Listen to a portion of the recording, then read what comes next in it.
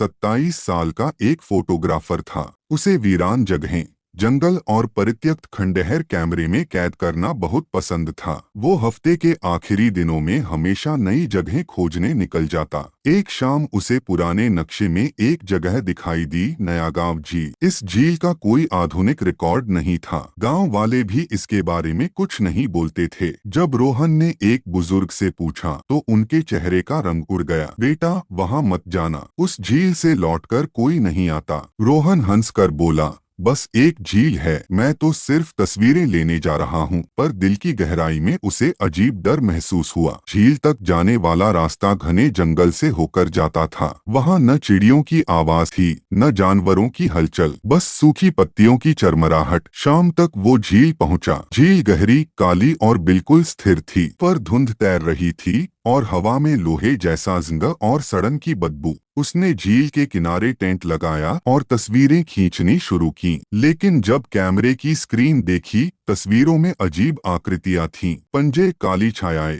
और पानी में हलचल, जबकि असल में झील शांत थी। उसने सोचा शायद कैमरे की गड़बड़ी है। तभी अचानक छपाक, रोहन चौंका। पानी में कुछ गिरा था। उसने टॉर्च जलाई, कुछ नहीं दिखा। फिर से आवाज, इस बार और पास। उसने रोशनी झील पर डाली और उसकी सांसें थम गईं। पानी में आधा डूबा हुआ एक जीव खड़ा था। उसकी त्वचा भूरी भूरी और हड्डियों से चिपकी हुई। आंखें बिना पलक के हल्की हरी चमक छोड़ रही थीं। मुंह इतना चौड़ा कि अस्वाभाविक लग रहा था। रोहन डर से जम गया। कुछ सेकंड बाद वो जीव धीरे धीरे पानी में डूब गया। रोहन ने खुद को समझाया, थकान का असर है। पर जब उसने कैमरा देखा, जीव हर तस्वीर में कैद था। उसे झील से फुसफुसाहटें सुनाई दी, भाग जा, अभी चला जा, वो भूखा है। अचानक उसका टेंट जोर से हिलने लगा। उसने बाहर देखा, कुछ नहीं था, लेकिन कपड़े पर गहरी पंजों की खरोंचें उभर आई थीं। झील में लहरें उठीं, मानो हंस रही हो। सुबह सुबह रोहन डर के मारे गांव वापस आया। उसने उसी बूढ़े आदमी से सच जानना चाहा। बुजुर्ग ने भारी सांस लेकर कहा, सालों पहले नयागांव झील शापित हुई। अकाल पड़ा तो लोगों ने एक आदमी की बलि झील में दी, पर वो बलि झील के भीतर छिपे प्राचीन जीव ने ले ली। उसका आत्मा उसी जीव में मिल गया। तब से झील हर साल बलि मांगती है। जिस किसी ने उसे देख लिया, वो उसका अगला शिकार बन जाता है। रोहन के चेहरे का रंग उड़ गया। बुजुर्ग ने हाथ पकड़कर कहा, आज ही निकल जा।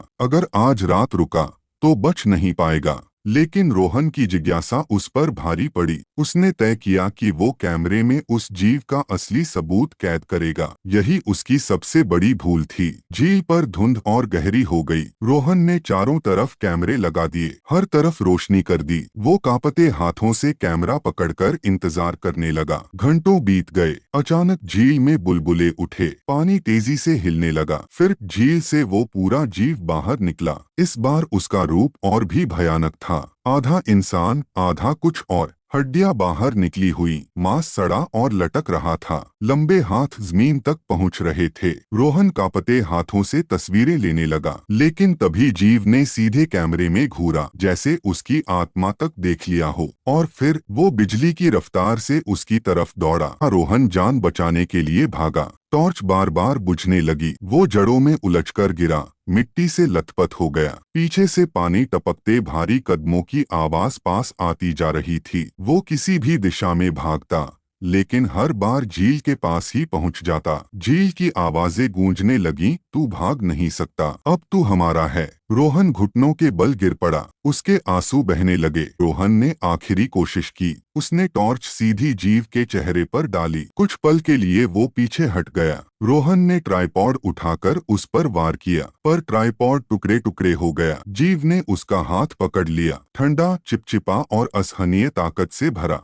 वो रोहन को घसीटते हुए झील की ओर ले जाने लगा। रोहन जमीन खरोंचता रहा। जीव ने अपना मुंह चौड़ा खोला और रोहन को अंधेरे पानी में समा लिया। कुछ दिनों बाद गांव वालों ने देखा, झील पर धुंध और गहरी हो गई है। झील की परछाई में रोहन का पीला, निर्जीव चेहरा झलकता है। अब वो भी उस झील का हिस्सा है।